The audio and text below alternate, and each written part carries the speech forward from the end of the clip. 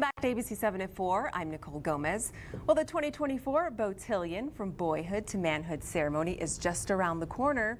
And joining us now to talk about the event is Marjorie Hampton and Alyssa White. Thank you so much for joining us, both of you. Thank you. I do want to start with Marjorie because this is an event that's going to focus on high school minority males in our community. Can you just give us a brief background about the event and why you think this will help combat the negative press about African American males? Absolutely. Back in 1990, this idea was brought to us that with Alpha Kappa Alpha Sorority Incorporated, we started a Beautillion where at that time the international president of our organization had a target of focusing on minority males or focus on the family. So the idea was brought to us to have positiveness given to the Paso community about the young men that are here and to spread the word that we need to celebrate our young men. So we decided to have a Beautillion where we have been doing this since 1990, and we were doing this on the opposite year back in the beginning from the Ebony Fashion Show. The fashion show went away, but we kept the Beautillion, and we have been doing this every other year until 2018. The pandemic came. We were supposed to have it in 2020.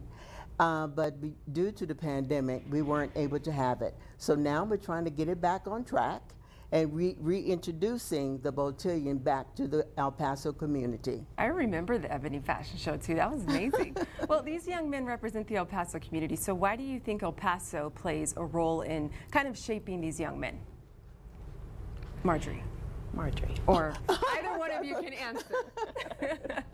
It gives us the opportunity to provide workshops for them so that they can prepare themselves for interviewing skills, how to dress. We even had a workshop on how to tie a tie.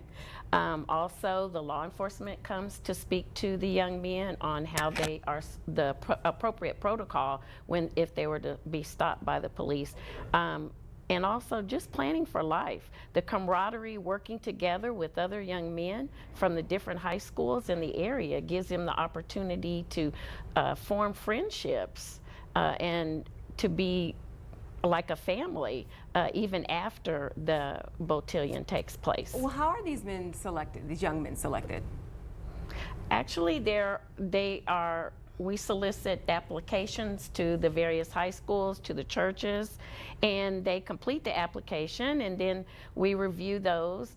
They have a sponsor, and after they obtain a sponsor, then they start participating in the activities and events for them. All right, so can you tell us about the event, when it's going to take place, where it's going to be happening? Sure. The event of Beautillion is going to be Sunday, June the 2nd. It's going to be at the Wyndham Hotel. The tickets are $65.